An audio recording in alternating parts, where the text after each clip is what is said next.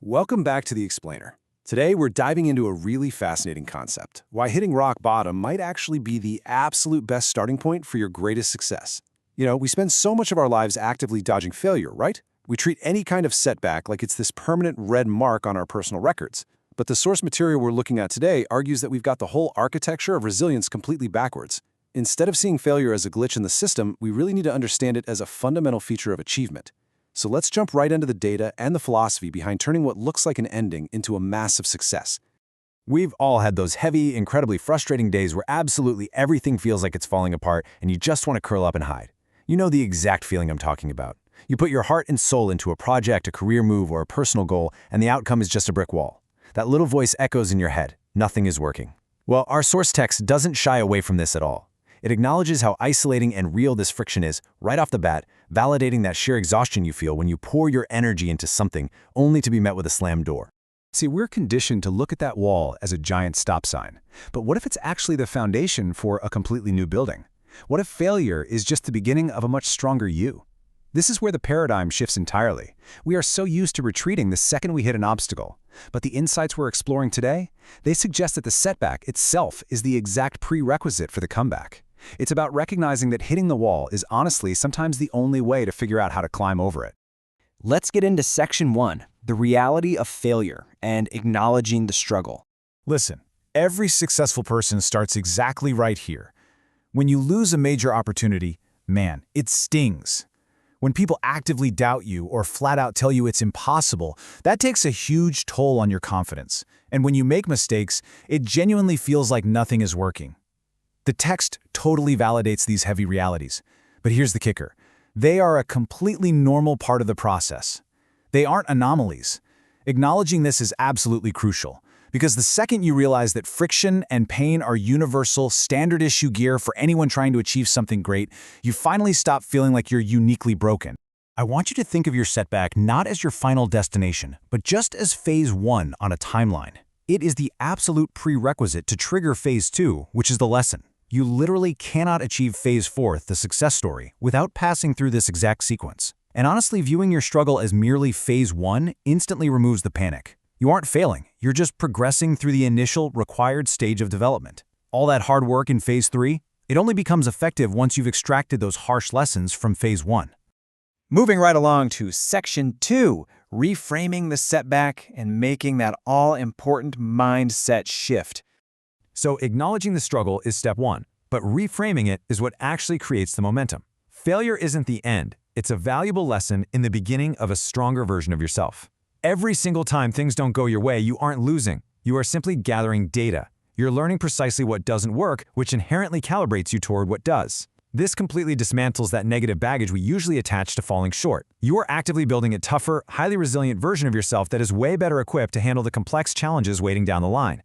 When you view failure as a life sentence, it implies permanence. It traps you in this definitive state of being less than. But viewing it as a valuable lesson, that is completely dynamic. It implies forward movement.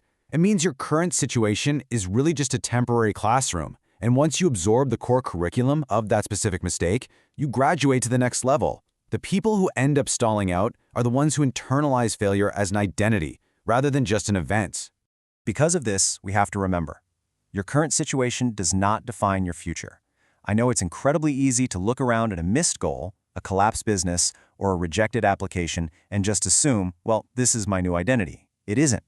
Your current situation is literally just a single frame in a very long movie, and you have the complete power to direct the very next scene. The text highlights this explicitly to remind us that agency always remains in our hands, no matter how messy or chaotic the present moment looks. All right, let's look at Section 3, the hard road ahead and the daily grind. A positive mindset is fantastic, but it requires actual physical momentum. And the reality is, the road to success is packed with challenges, setbacks, and moments of deep, paralyzing doubt.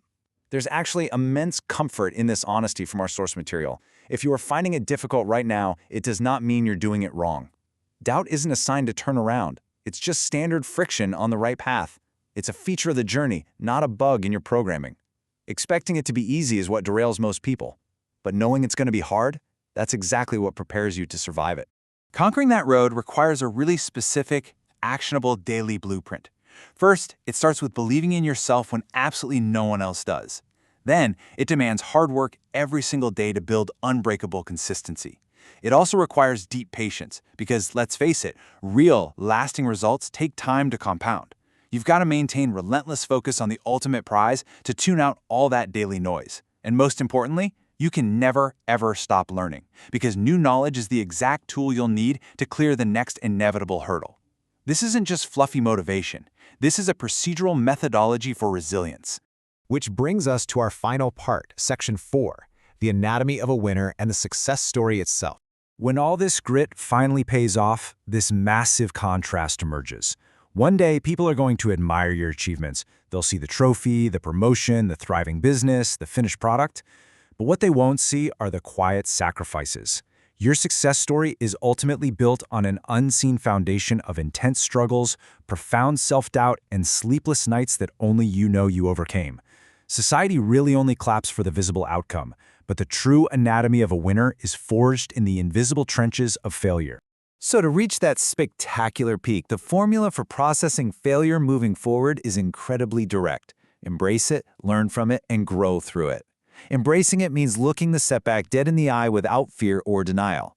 Learning from it means meticulously extracting the data so you can improve your next attempt.